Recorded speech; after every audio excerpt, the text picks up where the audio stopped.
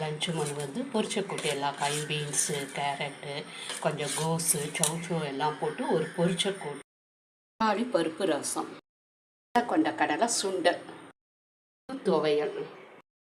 சாதத்துக்கு எல்லாம் லெமன் பிழிஞ்சிட்டு தாளித்து கொட்டியிருக்கேன். கடுகு, உளுத்தம்பருப்பு, மிளகா வத்தல், மிளகாய், கருவேப்பிலை, பெருங்காயம் நான் தாளிச்சிருக்கேன். கொஞ்சம் மாங்காய் அஞ்சு இருந்தது, அதையும் துருவி வச்சுருக்கேன். இனிமேல் கலக்கணும். ஒரு சாம்பார் சாதம், சிம்பிளான சாம்பார் சாதம் ரெசிபி ஆட் பண்ணுறேன். கண்டிப்பாக செக் பண்ணி பாருங்கள். எப்படி இருக்குன்னு சொல்லுங்கள். நம்ம சேனலை சப்ஸ்கிரைப் பண்ணுங்கள். தேங்க்யூ.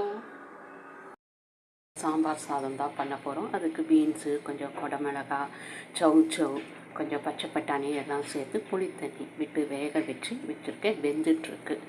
பருப்பும் வேக வச்சு வச்சுருக்கேன் கொஞ்சமாக.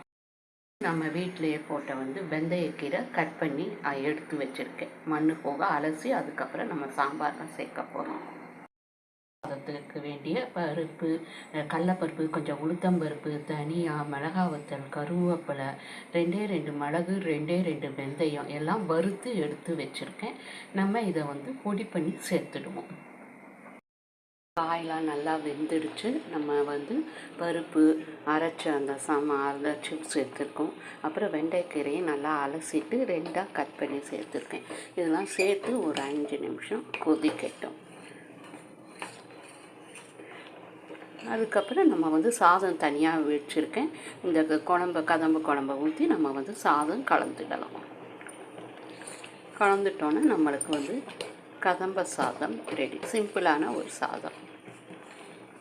இன்னும் நீங்கள் கேரட்டு என்ன காய் இருக்கோ நாட்டுக்காயெல்லாம் போட்டுக்கலாம். கத்திரிக்காய், பூசணிக்காய், வெள்ளை பூசணிக்காய், பரங்கிக்காய், சக்கரவள்ளி கிழங்கு, சேப்பங்கிழங்கு, உருளைக்கிழங்கு எல்லாமே சேர்த்துக்கலாம். நான் சும்மா சிம்பிளாக வீட்டில் இருக்கிற காயை வச்சு இன்றைக்கி ஒரு சாம்பார் சாதம் மாதிரி பண்ணியிருக்கேன். ஏற்கனவே நம்ம சேனலில் இருக்குது, சாம்பார் சாதம் இருக்குது.